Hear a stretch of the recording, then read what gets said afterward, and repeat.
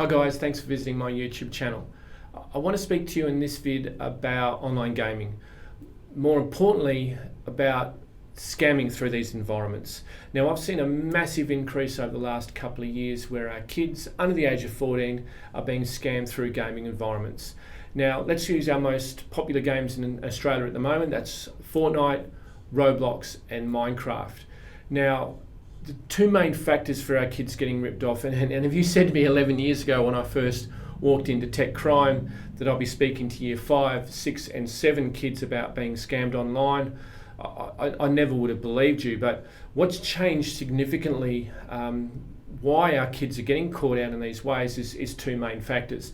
Now, number one is the number of our kids pushing to online gaming. It seems like almost every year they're getting on younger and younger. So the popularity of these games is continuing to increase. But what the most significant factor is in regards to scamming is the fact that most of these games, in fact our 3 most popular games, all have their own online currency. Now with Fortnite it's called V-Bucks, with Roblox it's called Robux, and with Minecraft they're called Minecoin. So these are opportunities where kids can make purchases within the game to better their gaming environments. Now, parents can go and get prepaid gaming cards through PlayStation or Xbox and give those to the kids, and the kids can log into their games, redeem those cards for these online currencies. So let's use Fortnite as an example. So if a child gets a $50 prepaid card for his birthday, he'll jump onto his gaming environment, Fortnite. He'll go to the foyer, he'll then go and purchase a game pass. Now, he will spend $15 or $14.95 and he can purchase 1,000 V-Bucks. Okay, so he'll get a chance to redeem that card, make that purchase, and with those V-Bucks he can now make purchases within the game. As an example, when you download Fortnite, you'll just get a few skins. So the clothing you wear, it's quite basic. You'll get only 2 characters, a male and a female, and your guns and gaming environments are quite limited. So kids can make these purchases with V-Bucks and they can get more guns, they can get more gaming environments, and they can increase their skins.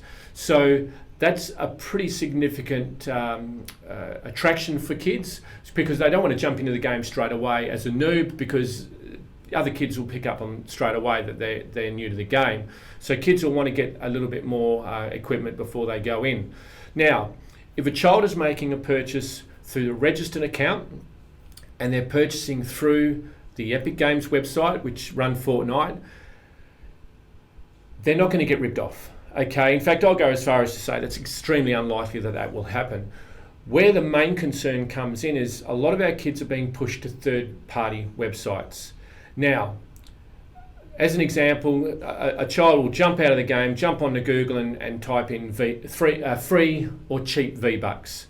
As a result of that, he'll be pointed to, or she'll be pointed to, a third-party website, which is usually a fake website.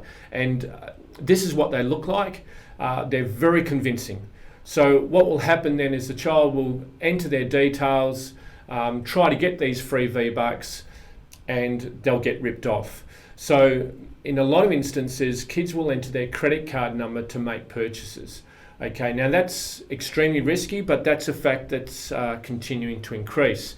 My research identifies that almost 27% of our kids, so that's almost a third of our primary school kids, now have actually got access to a credit card. Now that's permitted access, where parents are saying, yep, no worries mate, here you go, enter your details, make your purchase, but get rid of the card numbers out of your account when you're done. So kids will do that quite happily, and some parents will do that quite happily as well.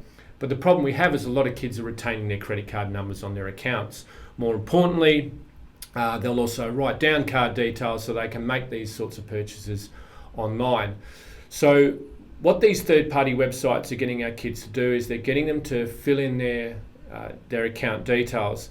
So one of 2 things is going to happen. Number one, the child will enter their username and password because they'll believe that the website is being run by Epic Games.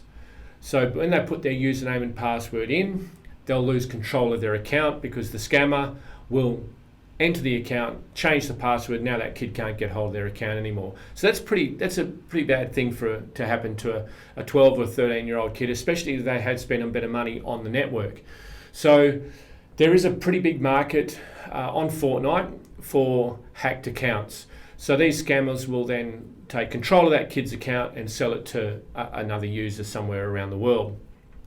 Or number two, as the kid progresses through the website, they'll then be asked to enter their credit card details to confirm a purchase. Now that is extremely risky. So what I've noticed significantly over the last few years in particular, there's been a significant change in regards to how our scammers are working. Now 15 years ago, when an adult male gamer got ripped off online, there's a good chance he'd report, okay? There was a large amount of money that would be taken, so on average about 72% of our scamming victims 15 years ago would report. So that was good for police. Scamming networks would be closed down and they'd be identified, especially through gaming environments. What's changed significantly in 2019 and 2020 is one massive factor. When a scammer rips off a kid, they will only take a small amount of money. So the $14.95 it costs for 1,000 V-Bucks, the scammer will take that money. Okay, they'll just take the $14.95 or the $15, whatever it is. They'll leave it at that. And of course, the kid won't get his V-Bucks. So what's happening significantly, 15 years ago, you'd have a small number of victims, but large amounts of money. What's shifted now is the fact that currently you're having a large number of victims, most of those sadly under the age of 15, but smaller amounts of money. So scammers are prepared to take that extra time just to get more victims. Now you might have a parent come over and say, look mate, what's this $14.95 on my credit card? And the kid will go, oh mum, I purchased some V-Bucks. Okay, and first of all, a parent will go, what the hell's a V-Buck? Okay, the kid will then explain that and the parent will go, cool. Okay, I'm happy with that, but make sure you tell me next time and all that. Now the kid won't say, I didn't actually receive those V-Bucks. So they'll sit there and hope that mum or dad doesn't ask that question. So this is where scammers have identified that. So it's a pretty significant change in culture. So they've basically got away with it. So if they can hit 1,000 victims, they're doing okay. So this is what has changed massively. So this is where we need to continue to really address this situation here in Australia and globally, of course. So for me, it's important we only make purchases through gaming environments, whether it's Roblox, Minecoin or V-Bucks. We only make purchases on prepaid cards, okay? And we don't go to these third-party websites which are promising more and more V-Bucks. So it's important we do that. Secondly, under no circumstances should a child or any user give their credit card details external to the gaming environment. Now, that's very important. So it's rare that Xbox and it's rare that PlayStation will push kids to provide credit card numbers, of course, because they're not supposed to be using them. So for me, it's important we really take note of that. But for me, it's about communication. So often, I bat on to parents at parent sessions all the time. Talk to your kids, talk to your kids, talk to your kids. But where we need to see a shift in culture is our kids actually talking to parents. I'll do parent sessions quite regularly, and I'll have a room full of 40 or 50 parents, and I'll ask them, how many of you know what a V-Buck is? And it's rare that you'll have hands go up. The best I've ever had in probably a group of 40 or 50 is maybe 3 or 4 hands. So this is where kids need to continue to talk to parents, and parents really understand these networks.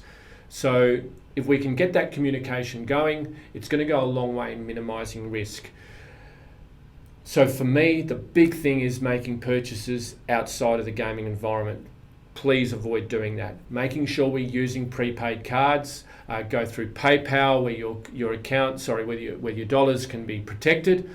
Don't go straight to a website where you're filling in credit card details. More importantly, like I said, just continue to talk to our kids and hopefully that'll help out. All right.